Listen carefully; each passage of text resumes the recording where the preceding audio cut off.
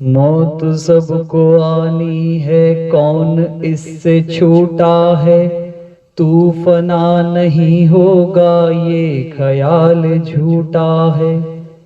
सांस टूटते ही सब रिश्ते टूट जाएंगे। बाप माँ बहन बीवी बच्चे छूट जाएंगे।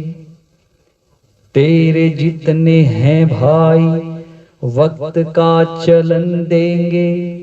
छीन कर तेरी दौलत दो ही गज कफन देंगे।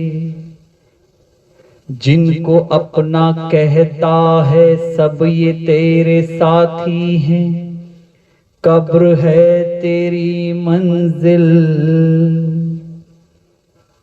और ये बाराती हैं।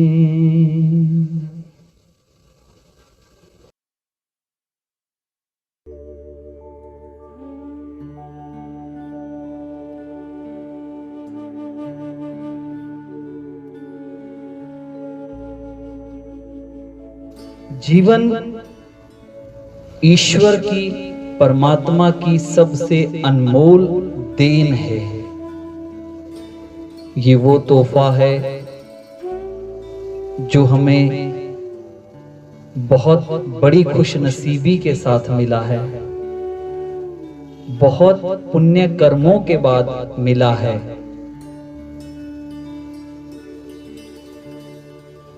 जीवन में जीते जी तो सभी जीवित हैं। जीवन में जीते जी तो सभी जीवित हैं, मगर क्या मृत्यु के बाद भी जीवित रहा जा सकता है? क्या मृत्यु के बाद भी जिंदा रहा जा सकता है? इस पे कभी हमने विचार नहीं किया या किया है? शायद कुछ लोगों ने किया है और अधिकतर ने तो भयवश ऐसा विचार नहीं किया होगा कि मृत्यु के बाद जिंदा कैसे रहा जा सकता है। अब इस रहस्य को उजागर करने के लिए गुरुजी फॉर यू चैनल के माध्यम से हम अपने अगले वीडियोस में आपके बीच उन चर्चाओं को लेकर के आ रहे हैं कि जीवन जैसे खुशनुमा उत्सव के बाद मृत्यु को कैसे उत्सव की तरह लिया जाना चाहिए। ये संभव है? कैसे संभव है? किस तरह इसकी आगे हम प्लानिंग कर सकते हैं? इसका विचार हम जरूर आपके बीच लेकर के आ रहे हैं। हमारे अगले videos, Guruji for you channel के अगले वीडियोस को आप निरंतर पूरा सुने, समझें और अमल करें। वो एपिसोड 1, 2 या 3 हो सकते हैं, मगर इस रहस्य का उजागर, इस रहस्य को हम उसी में ही आपके साथ स्टेप बाय स्टेप समझाने का या बताने का प्रयास करेंगे। ओम तत्सत।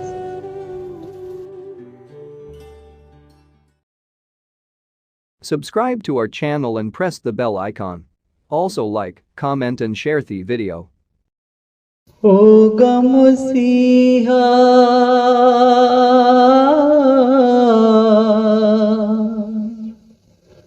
होगा मसीहा सामने तेरे, फिर भी न तू बच पाएगा।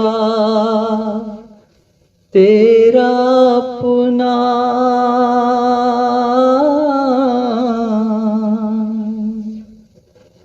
तेरा अपना खून ही आखिर तुझको आग लगाएगा। आसमान पे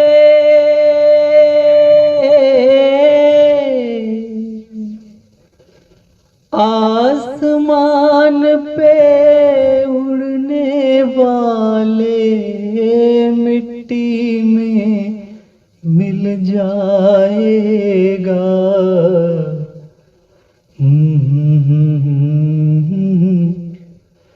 प्यार वफा सब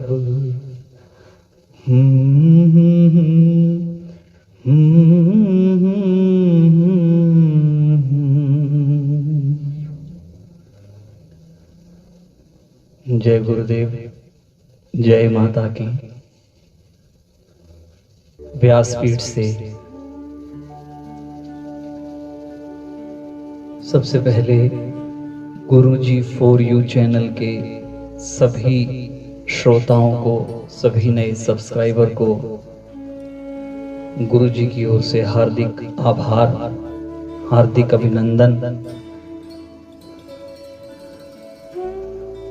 गुरुजी फॉर यू चैनल आपके लिए भिन्न भिन्न लाभकारी जानकारियों के साथ समय समय आपके बीच पहुंच रहा है और हर संभव प्रयास कर रहा है कि किसी भी विशेष जानकारी से आप लोगों को वंचित ना रखा जाए। आप गुरुजी फॉर यू चैनल को ज्यादा से ज्यादा सब्सक्राइब करें, लाइक करें और शेयर जरूर करें, क्योंकि अभी जितनी जानकारियों से जो लोग वंचित हैं, हम चाहते हैं कि वो लोग भी इससे वंचित ना रहें। अभी तक हमने अध्यात्म पे कुछ चर्चाएं की, ज्योतिष पे की। आने वाले समय में और भी हम भिन्न भिन्न लाभकारी जानकारियां आपके बीच लेकर के पहुंचेंगे। मगर एक विषय जिंदगी का नजरिया बदलने के लिए, जीवन का नजरिया बदलने के लिए जो बहुत ज्यादा जरूरी है, अति आवश्यक है, उस पे चर्चा करना अभी कुछ रह गया है, उस पे विचार करना अभी रह गया है। और हम ये चाहते हैं, ये समझते हैं कि उस पे शीघ्र अतिशीघ्र विचार भी होना चाहिए और अमल भी होना चाहिए। हम में से ऐसे बहुत से लोग हैं जिन्होंने लाइफ मैनेजमेंट के काफी सेमिनार्स अटेंड किए होंगे, काफी स्पीच सुनी होंगी टीवी के माध्यम से, लाइव सेमिनार्स के माध्यम से, कि लाइफ मैनेजमेंट का जो फंडा है वो कैसा होना चाहिए, जीवन कैसी होनी चाहिए, जिंदगी कैसी होनी चाहिए। और जिन परिवारों में हमने देखा है कि बड़े बुजुर्ग ये बताते हैं, बताया भी करते थे कि बचत जीवन में बहुत जरूरी है, जिंदगी को ऐसे जियो, बेकार की फजूल खर्चियां मत करो, पैसे की कीमत को समझो, समय की कीमत को समझो। पैसा बड़ी मेहनत से कमाया जाता है और उसका सदुपयोग करो। आने वाला समय न जाने कैसा होगा, इस पैसे की कीमत को समझो और अपनी आने वाली पीढ़ी को भी समझाओ। हमारे दादा परदादाओं ने हमारे माता पिता को समझाया, हमारे माता पिता ने वो सीख, वो शिक्षा हमें दी। उसके माध्यम से आज हमने देखा कि एक दौर बीच में ऐसा आया कि लोग अपनी जिंदगी के लिए, अपने जीवन के लिए काफी समझदारी से उसकी इन्वेस्टमेंट को कर रहे हैं कि इंश्योरेंस पॉलिसीज ले ली, हेल्थ पॉलिसीज ले ली, बच्चों के सुखद भविष्य के लिए कोई म्यूचुअल फंड्स लिए, व्हाटएवर, जो भी जिस तरह से अपनी सुरक्षा कर सकने में सक्षम है वो इस तरह से सुरक्षित हो रहा है।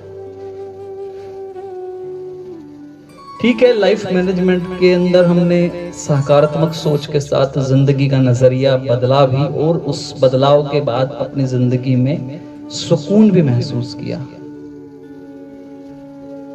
हम लोग खुद जाकर के लाइफ मैनेजमेंट पे काफी समय सेमिनार्स दे करके लोगों के बीच पहुंचे, तो लोगों ने अपने रिव्यूज दिए कि जी हमें बहुत लाभ पहुंचा आपकी उन बातों को सुन के, अमल करके। मगर इस 2 साल में, पिछले वर्ष और इस वर्ष, इस कोरोना महामारी काल में अगर हजारों जिंदगियां बचाई गई, जितनी खुशी उसकी होनी चाहिए थी उससे कहीं ज्यादा गम, उससे कहीं ज्यादा दुख किसी हमारे बीच में से एक के जाने का है, अनेक के जाने का है। जो बचाया वो बहुत अच्छा, मगर जो गए वो बहुत पीड़ाकारक है। जिंदगी को हमने प्रोटेक्ट करने के लिए, जीवन को सुखी करने के लिए तो हर संभव विचार कर लिए, हर तरह से उस पर विचार अमल कर लिए कि ऐसे हम अपने जीवन को सुरक्षित कर सकते हैं। लाइफ मैनेजमेंट की स्पीच के बाद मेरा आज ये विचार कर रहा है आपसे, जो मैं साझा करने जा रहा हूं, कि एक विचार डेथ मैनेजमेंट पे भी होना चाहिए। क्या आप ये बात समझ पा रहे हैं? डेथ मैनेजमेंट, जब जीवन मेरा अपना है, हमारा अपना है, तो मृत्यु भी मेरी अपनी और हमारी है, उसे भूलना नहीं चाहिए। हमारे संत महापुरुषों ने समय समय पर यह चीज हमें बताई, समझाई कि मृत्यु तो अटल है, वो तो एक पूर्ण सत्य है, उसे तो आना ही है। और अक्सर आजकल लोग चर्चा करते हैं, बात करते हैं तो ये कह भी देते हैं जिंदगी बड़ी अनमोल है, बार बार नहीं मिलती, वो भी बात सत्य है। मगर इसका भी एक दूसरा पहलू है कि जिंदगी बार बार नहीं मिलती, ये बात सही है, मगर क्या मौत बार बार मिलती है? जिंदगी तो आपको हर रोज मिलती है। आप रात को सोते हैं, अगले दिन सुबह उठते हैं, जिंदगी तो आपको हर रोज मिल रही है, पर मृत्यु बार बार नहीं मिलती। ऐसा कभी सुना है आपने कि एक आदमी जीवित था, मरा, यानी कि उसका संस्कार हो गया और वो पुनः जीवित होकर के आ गया? तो मृत्यु तो एक बार आई, तो अटल सत्य है ना।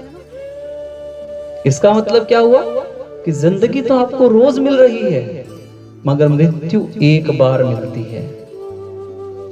हम छोटे होते थे तो जब गर्मी की छुट्टियां पड़ती थी, माता पिता कहीं हमें छुट्टियों में घूमने फिरने का प्रोग्राम कभी बनाते थे तो पूरी तैयारी के साथ, हम भी बड़ी रुचि के साथ, माँ ने भिन्न भिन्न पकवान बनाने, पिताजी ने रास्ते की सारी सुलभ सामग्री व्यवस्था करनी, वहां तक कि जब वहां बच्चों को क्या आवश्यकता रह सकती है, कोई घर से ले जाने वाली जरूरत की सामान, वस्तुएं, कुछ मेडिकल की चीजें, जो भी अति आवश्यक वस्तुएं थी, वो पूरा प्रबंध करके चलते थे। आज भी ऐसा हो रहा है। यदि आज 2020 से पहले आप में से कोई भी कहीं भारत में या भारत से बाहर विदेश में घूमने का विचार करके गया है, तो क्या उन्होंने कोई प्लानिंग नहीं की? कब जाना है, कब अनुकूल वहां जाना है, कब वहां रुकना अनुकूल है, कब वहां देखने वाली चीजें बहुत बढ़िया मिलेंगी, वहां कहाँ सुखद ठहरने का प्रबंध मिलेगा, क्या क्या सुख सुविधाएं मिलेंगी, रास्ते में क्या क्या दिक्कतें आ सकती हैं, किस तरह की परेशानी होंगी, एयर फेयर कब लेना है, कैसे लेना है, किस समय लेना है, कब वहां आनंदित वातावरण मिलेगा, तो वो सब आपने प्लान किया है। ऐसे नहीं आपने कोई 20-50 हजार रुपए खर्च कर दिए होंगे, नहीं किए होंगे, शायद आपने उसे पूरी तैयारी की होगी, पूरा होमवर्क किया होगा। तो जब यहां से कोई 500 किलोमीटर, 1000 किलोमीटर या विदेश जाने तक की यात्रा के लिए पूरी तैयारी करता है, पूरा सामान साज बांधता है, पूरी व्यवस्थाओं का मूल्यांकन करता है, तो क्या हमारी उस यात्रा के लिए, जो यात्रा अंततोगत्वा सबने करनी है, क्यों इस यात्रा से तो कोई बचेगा नहीं। मैं ये कह सकता हूं कि भला भला व्यक्ति विदेश नहीं गया या नहीं जा सका, मगर इस यात्रा से तो कोई वंचित नहीं रहेगा, सबको जाना है। जो आया है उसको है जाना, जो आया है उसको है जाना, तो फिर काहे को रुदन मचाना। रुदन अर्थात रोना। हम आज की भागदौड़ में व्यर्थ रो रहे हैं, और इसकी आवश्यकता क्यों पड़ रही है? मृत्यु के विषय में आज जो डेथ मैनेजमेंट पे हम विचार कर रहे हैं, वो क्यों कर रहे हैं? क्योंकि जरा पिछले वर्ष के आंकड़ों पे थोड़ा सा अपना एक नजरिया ले जा करके देखिए। क्या आपको लगा कि जो हमारे बीच से जाने वाले हमारे अपने थे, वो इस महामारी के साथ किस प्रकार से गए? भारत एक ऐसा देश है, एक धर्मपरायण देश है, जिसमें मृत्यु को उत्सव का नाम इसीलिए तो दिया गया कि यहां जब किसी व्यक्ति के सुख में लोगों के एकत्रित होने का आप अंदाजा लगाते हैं, तो उसके मृत्यु पे भी आप ये देखते हैं, अरे वाह, वो फला फला व्यक्ति इस संसार से गया, उसकी शव यात्रा में सैकड़ों हजारों लोग थे। अरे पांव रखने की जगह नहीं थी भाई। मगर पिछले वर्ष और इस वर्ष इस कोरोना महामारी काल ने मृत्यु की पूरी परिभाषा ही बदल दी।